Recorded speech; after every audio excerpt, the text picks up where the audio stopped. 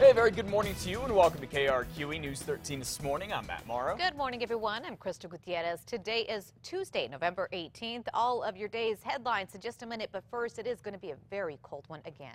Meteorologist Cassandra Crimmy is here. Cassandra, how cold is it out there? You know, we're looking at teens and 20s, Matt, Crystal. Look at the numbers. This is just in the metro area. We're looking at 19 degrees in the valley, 21 degrees in downtown with the mid-20s as we get you closer towards the foothills. Area-wide, again, it's not just us here in the metro area. It's everyone in the state of New Mexico that has these chilly temperatures. Everybody below freezing this morning and even tracking some single digits in Raton, Taos, Grants, and even up in parts of Alamosa for today. So grab that jacket, grab the scarf again as we have a chilly start to the day. Through the afternoon, we'll have a lot of sunshine again, but our temperatures will be climbing only into the 40s. Sunny and cold at noon with a temperature of 40 degrees and eventually hitting 47 degrees, which is a little bit more mild than yesterday, not by a lot, but just by a couple of degrees. Eventually, we'll be hitting those 50s again by the end of this week. But here's a look for the kiddos. 25 degrees, sunny and cold as they head off to school. Happening right now, the Federal Aviation Administration and New Mexico State Police are trying to find out more about a plane that has gone silent. Now, here's what we have gathered so far. State Police tell us they're working with the FAA and Air and Marine Operations Center to see if this plane really is missing. A friend very close to one of the people on the small plane tells us it was supposed to fly from Moriarty up to Colorado Springs. The friend says the plane was told to turn around because of bad weather, then it went silent. This is probably the way the plane would have flown. We'll monitor the story and we'll keep you updated as soon as we get more information. Crystal. The now former Santa Fe County Sheriff's deputy accused of murdering a fellow deputy is out of jail this morning for the first time since the night of the shooting.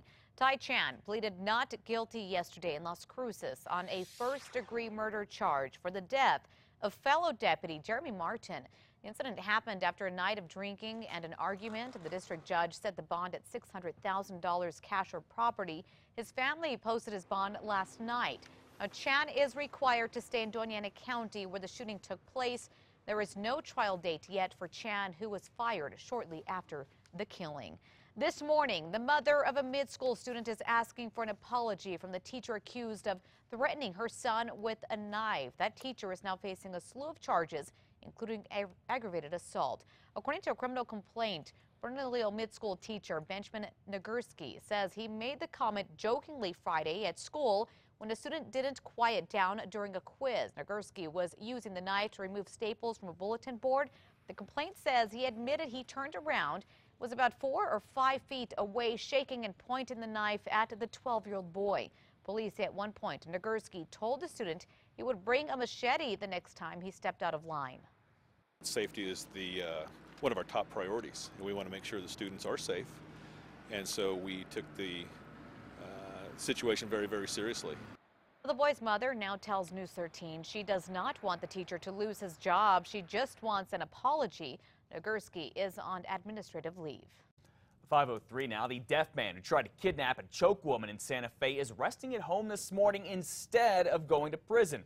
Ryan Catron pled guilty to kidnapping and a few other charges yesterday. A judge gave him 5 years of supervised probation instead of the 11 years in prison that was possible. And this is even though Catron has been in trouble before. We found out he was arrested on a DWI charge last October and never got the ankle monitor he was supposed to wear. Plus, he's facing child solicitation and drug charges out of Indiana. So we went and asked the district attorney why the state would cut Catron a big break. I do believe that the state had a strong case. We also do want to see him rehabilitated to what degree that we can do that. That assistant district attorney there, David Murphy, says Ryan Catron is getting help for alcohol and mental health issues. New records this morning show that a quarter of Albuquerque police officers who were fired in recent years were dismissed for use of force. According to the Albuquerque Journal, 17 APD officers have been fired since 2010, and that 5 of those firings involved use of force. Reports state that of the 12 dismissals, 6 were fired for policy violations, 4 were indicted in criminal cases, and 2 officers were still on probationary periods when they were let go.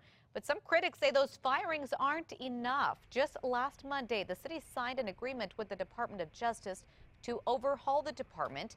It calls for new training and new protocols for investigating officers' use of force. Okay, and as the Albuquerque Police Department tries to rebuild its relationship with people, it's now backing a movement that is going to put officers in touch with people all across the city online. Yeah, it's called Nextdoor, and APD is signing up. News 13's Catherine Ozone is here with the details. Good morning. Good morning, Crystal. APD plans to hold a press conference this morning about teaming up with Nextdoor.com. Some hope it will help with crime. Whether you want to spread the word about a new park, find an owner for that bookcase in your garage, or be alerted of recent crimes in your area, Nextdoor makes it easy to keep up with everything going on in your neighborhood. Now, Nextdoor has been in the metro for quite some time already, but this will be the first time that a city police department is teamed up with the free social network. The way it works is groups are split up into neighborhoods. Anyone can sign up and it's free. But what makes it private is you have to prove that you live in that area. No word yet on if APD officers will routinely check on these online message boards to keep an eye on crime, or if the officers will only be assigned to their neighborhood group. Now, all of those questions are expected to be answered at today's press conference, which is at 10:30 this morning at City Hall. We'll tell you what they had to say in our later newscasts. Back to you. All right, thanks for that information, Catherine. Now, Nextdoor is not only for residents to voice concerns about crime. They can also alert neighbors of school activities, lost dogs, and services needed. Here are some facts about Nextdoor.com. Based out in San Francisco, the company was founded back in 2010. The private social network is available in all 50 states and over 4,600,000 neighborhoods nationwide. For more on how to sign up, head on over to our website. That's KRQE.com. 4 high school football players here in New Mexico will be on the bench for their next games because of a big fight. The 8th-ranked 5A team, Valencia High, was playing Piedra Vista in the playoffs last Friday. Valencia was losing when players tell us things got heated with some pushing, then a big fight. 4 players were ejected, 3 from Valencia, who will be suspended from their first game next season, and 1 from Piedra Vista, who will be out during the team's playoff game this coming Friday. New Mexico State Police, they want your help searching for a missing man. This is 61-year-old Carlos Quintana. He was last seen yesterday in Santa Fe. Quintana does have dementia. He was last seen wearing black pants, a black leather jacket, a black leather hat, and black slippers. Anyone with information, you're asked to please call the Santa Fe County Sheriff's Department at 505-428-3710. Downtown Albuquerque is looking a little different these days with scorched cars and sand lining the streets in front of the federal building. But do not worry, it's just for a movie being filmed right here in Duke City. We're first to tell you about the upcoming sequel to the Maze Runner, The Scorched Trials. Here's some pictures from the set yesterday. As you can see, downtown almost looks unrecognizable. Filming will primarily take place around the Albuquerque area, and we're told it's going to go through January. At least 250 crew members from here in New Mexico, 18 actors, and 1,800 extras are being hired for it. So obviously, a lot of streets are blocked off down there. I think that was Gold. Gold is that Main Street. We love the job, so yes, we do. Attention as well. 5:08 right now in the wake of the recent ISIS killings. The White House believes it's time to look at how the U.S. is handling hostage situations. The details on that coming up. And a decision on whether to charge an officer for shooting and killing an unarmed black teen isn't down just yet, but no matter the outcome, the National Guard is standing by in Ferguson. The details after the break. I don't think I won anything. I think it's just recognition for doing your job. All right, for this airman from New Mexico, that job landed him a medal for the 3rd highest honor for valor, basically bravery. And this is not the first time. Details you do not want to miss coming up a little later here on KRQE News 13 this morning. Get news when you want it, where you want it. Download the KRQE mobile app today. In the wake of another American beheaded by ISIS, the Obama administration is announcing it will be taking a closer look at how it handles U.S. hostages. They want the emphasis to be on intelligence collection and family engagement. The White House says President Obama first ordered the comprehensive review of U.S. policy this summer. The news comes just days after ISIS militants beheaded a 3rd American, Peter Kassig. The growing number of hostages has placed a spotlight on the U.S.'s refusal to make ransom payments to free Americans overseas. The grand jury verdict from the Michael Brown shooting case in Missouri is not down just yet, but the governor is already declaring a state of emergency this morning. Governor Jay Nixon has also ordered the National Guard to be on standby just in case that grand jury's decision sparks more protests. The jury is deciding whether to indict the officer who shot and killed Brown last summer. That led to weeks of protests, some of them violent. And it looks like mass murder mastermind Charles Manson here is about to say, "I do" behind bars. Manson and his fiancée, Afton Burton, now have a marriage license and have 90 days to get hitched. They do it in prison. Manson is 80. Ms. Burton is just 26. Manson is serving a life sentence in California for planning the murders of 7 people, including actress Sharon Tate. Crystal? Airlines have been saving big on fuel costs, but don't plan on you, the customer, reaping the rewards anytime soon. New evidence shows airlines have saved $1.6 billion on jet fuel over the past 12 months, mainly because of falling oil prices. Now, fuel is the biggest expense for carriers, but they don't seem to be passing on the savings to flyers. The cost of an average domestic airline ticket has actually been rising.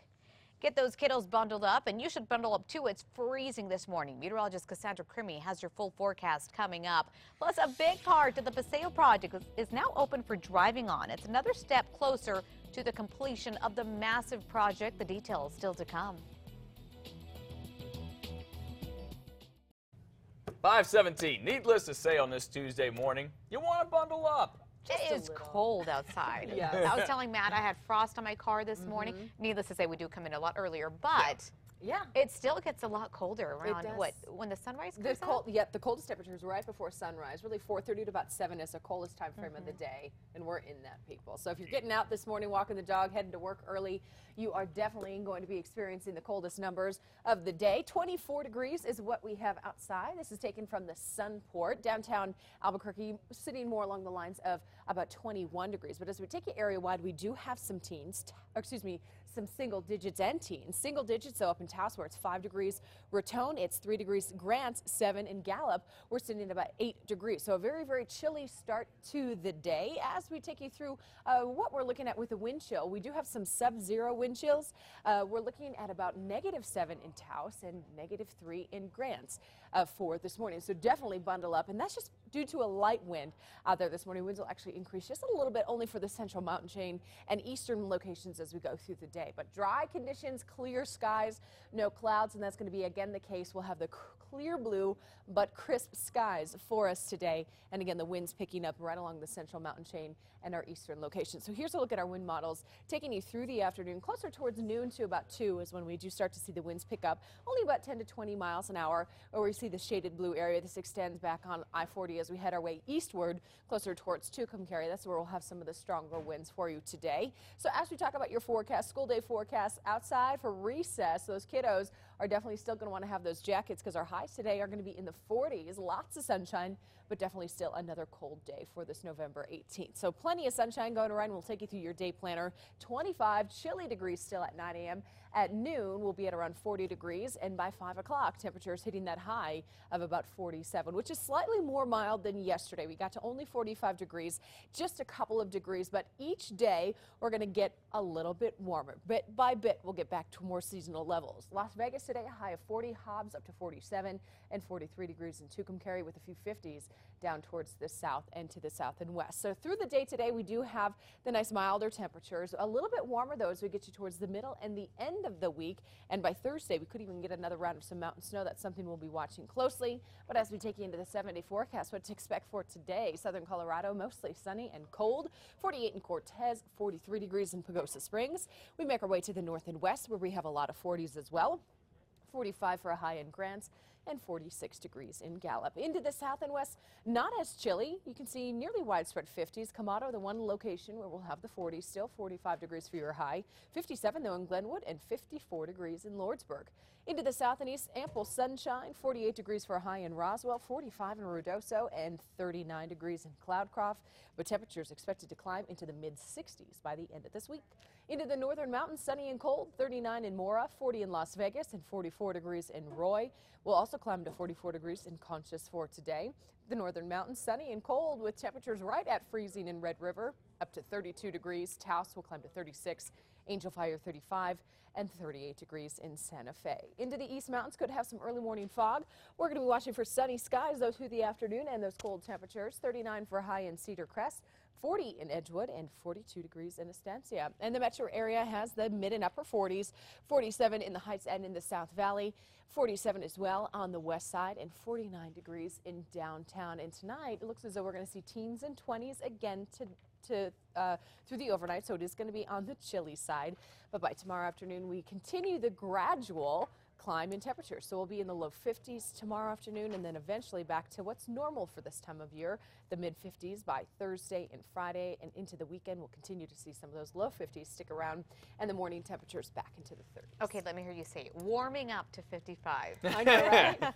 It's amazing how that happens by this time of year. Last week we were talking about cooling down to 55. That's true. Yeah, that's amazing. All right, thanks so much, Cassandra. How time makes things change. Oh, it does, it does. All right, there is some light at the end of the tunnel for the I-25 Paseo project. Some good news this morning. The interchange at Jefferson and Paseo is now officially open. It was closed in both directions for the last time this past weekend for some final touches being put on there. Again, it's now open. The entire Paseo project is set to get done before Christmas. We cannot wait for that. So, and at 422, we'll go outside, take a look, and see how traffic is holding up with Mr. Steve Trella.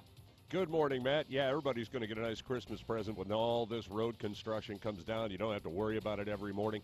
And all those barrels and barriers are coming down about 6 o'clock this morning, so that'll open up your drive into work. Taking a look at I-40 on the eastbound, or coming from the westbound side, we're looking pretty good. Starting to get a little bit of a, not a backup, but just congested right around Rio Grande Boulevard. I-25 southbound right around Montgomery doing much the same thing. Paseo still running light. No issues, accidents, or problems there on the surface streets. You're green to go. I'm Steve Trella, KRQE News 13 Traffic.